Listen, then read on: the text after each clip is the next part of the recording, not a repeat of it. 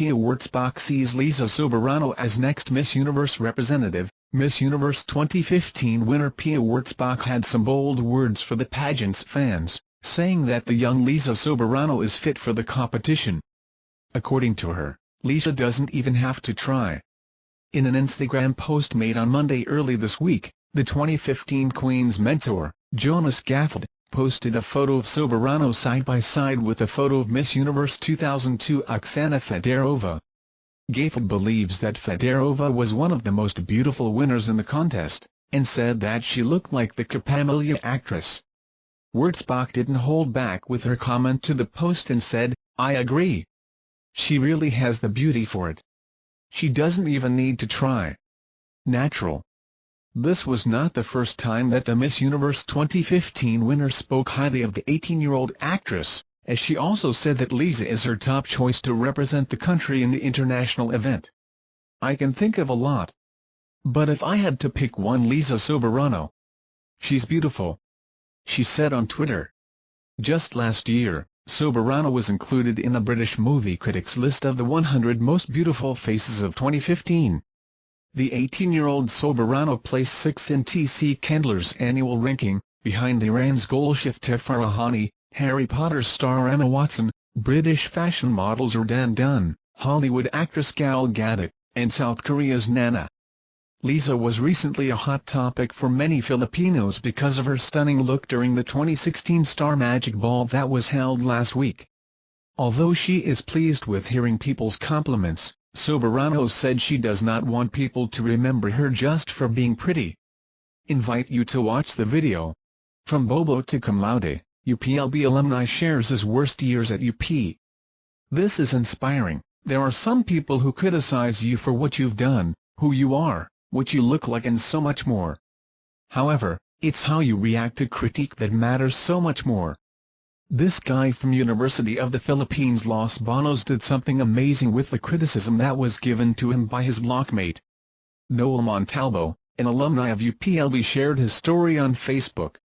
Being one of the laziest student in his block, nobody wanted to partner up with him during class projects. According to him, everyone knew that he would not contribute anything. After one of his laboratory classes, one of his blockmates compared his exam score to his, ang bobo mo kasi.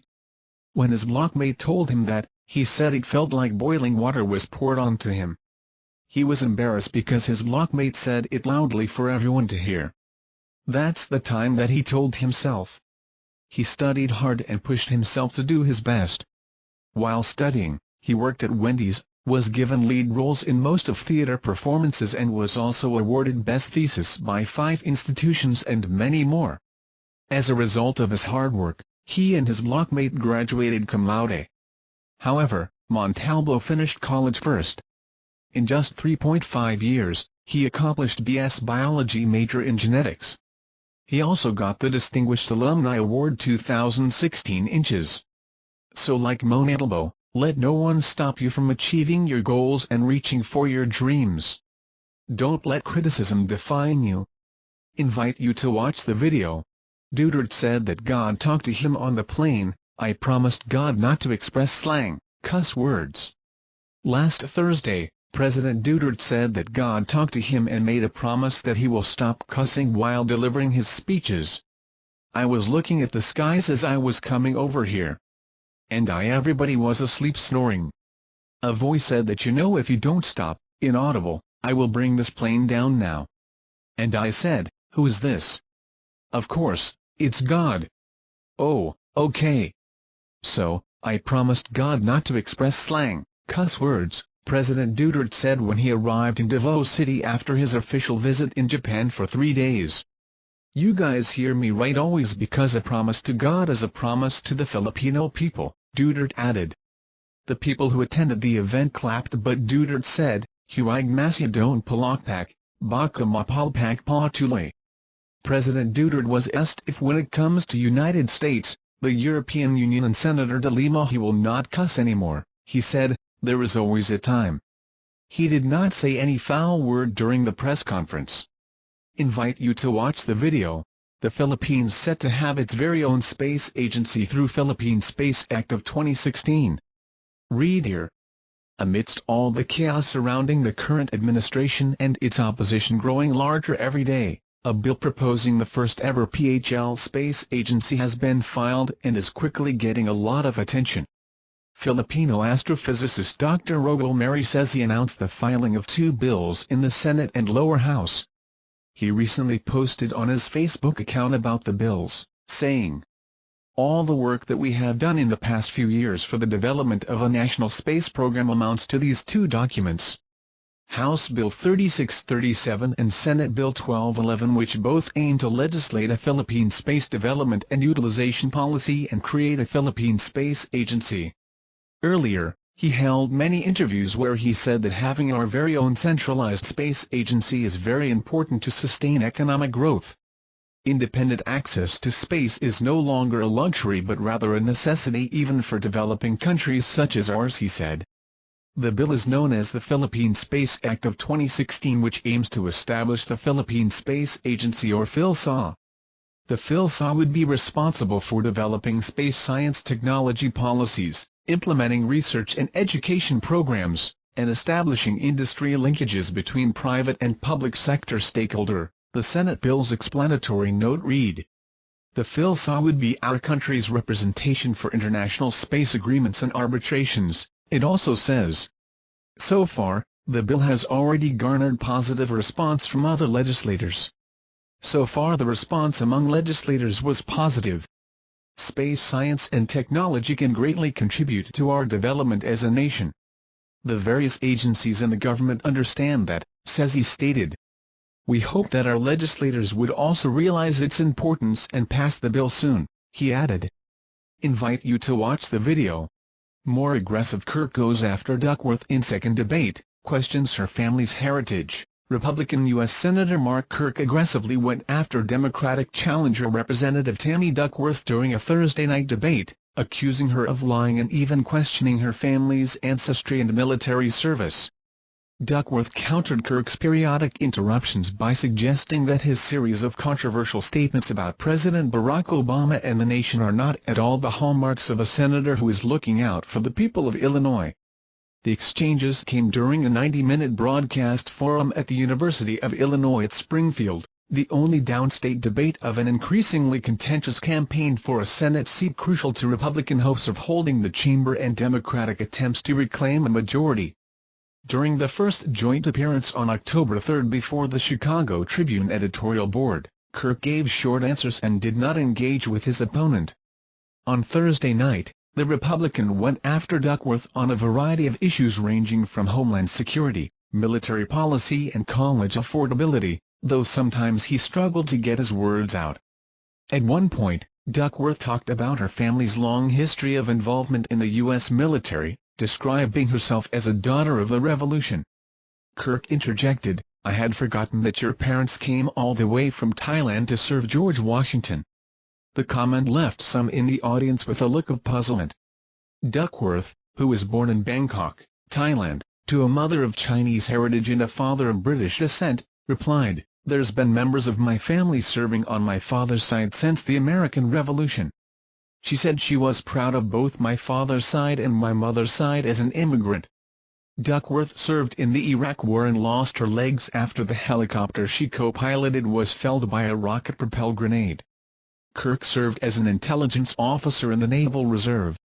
Kirk, who apologized for embellishing his military record during his successful run for the Senate in 2010, said his past misstatements of my record have been small and selfish, but paled in comparison to Duckworth's record serving as director of the Illinois Department of Veterans Affairs and as an assistant secretary of the U.S. Department of Veterans Affairs prior to her election to Congress 4 years ago. "I would say the record of my opponent in serving veterans is very questionable," said Kirk, who invited people who he called whistleblowers at state and federal facilities to attend the debate. "These whistleblowers should be commended and applauded and not crushed," said Kirk, who at times haltingly recounted issues surrounding a workplace discrimination lawsuit filed by 2 women at the Anna Veterans Home against Duckworth. The Illinois Attorney General's office, representing Duckworth, has said a settlement of the case has been reached, though it is still before a judge and not yet completed. As Duckworth sought to point out that elements of the lawsuit previously had been rejected by the courts, Kirk interjected, "It's important that Tammy not lie to the people of Illinois." When Duckworth asked for time to respond to Kirk's allegations, the Republican said, "Sorry, when you're lying, you don't get any time." Duckworth dismissed Kirk's accusations as stunts and said she was proud of my record in working for veterans. At one point, Kirk fielded a question about Congress' low approval ratings, and he started out by repeating a well-worn analogy about the Senate being a corral full of 50 wagons and he and Democratic Senator Dick Durbin, of Springfield, pulling together as the state's two horses. "I will say, one of the things my opponent has talked about, I lost my train of thought there," Kirk said. Kirk later revisited the topic, saying he wanted to pick up on that one train of thought that I just lost there. He contended Illinois lost jobs because we had a criminal like Rod Blagojevich, who my opponent served as governor. The imprisoned Blagojevich appointed Duckworth the state's VA director in late 2006. Kirk's comment drew cheers.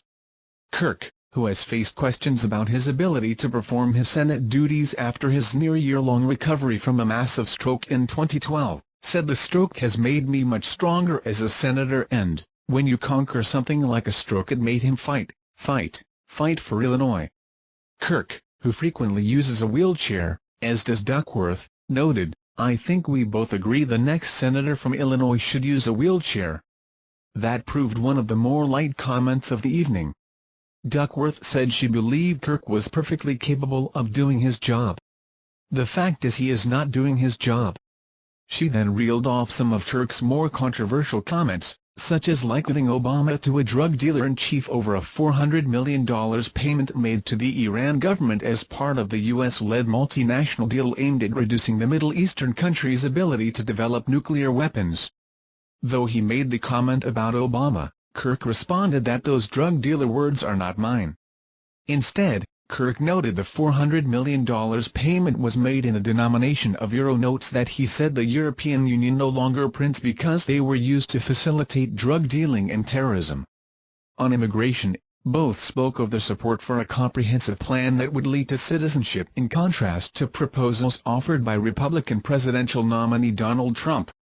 But Kirk, who reminded voters he had unendorsed Trump, said Duckworth wants to bring more refugees from war-torn Syria into the United States than can properly be vetted. Congresswoman Duckworth is going to tell you some blabber about how the administration is on top of those guys, said Kirk, who added federal officials have no database to check against the Syrian refugees. But Duckworth said Kirk was misleading in referring to comments by FBI Director James Comey and maintained the director says we can fully vet the refugees. She advocated more money for checking the background of refugees and warned that with the Islamic State promoting hatred of America, we simply cannot feed into that by turning our backs. I'm not going to leave people to grow up in refugee camps who grow up to be the next generation of insurgents, she said. Closer to home, Kirk lashed out at Duckworth's support for an eventual plan for free college tuition. My opponent, her primary spending plan is to offer free stuff like free college, said Kirk, who added it would cost $60 billion to implement when it only cost $25 billion to get to the moon. But Duckworth said college education was important to the nation's future competitiveness and noted Kirk voted against a plan to allow students to refinance their student loan debt. That's just a giveaway to the big banks, said Duckworth, who added that by closing tax loopholes on the wealthy and corporations, free college tuition could be achieved. I don't think it's a giveaway. I don't think it's a handout. I don't think it's an entitlement. Kirk responded, she wants to spend more and tax more and borrow more and push us even further in the red. Duckworth, he said, was a symbol of everything that's wrong with Washington. Asked about ways to improve police and community relations, Duckworth spoke of the need for a multifaceted response that included criminal justice reform and economic justice in poorer communities. She noted Kirk, at a previous campaign event, had questioned the ability of a senator to have any influence on police and community relations. Kirk gave a short answer referring only to the response of the Ferguson, Missouri, police department to riots that broke out over the fatal shooting of Michael Brown, an African-American teen, by white police officer Darren Wilson in 2014. "I would say that I have been quite critical of the Ferguson Police Department. They were too militarized," Kirk said.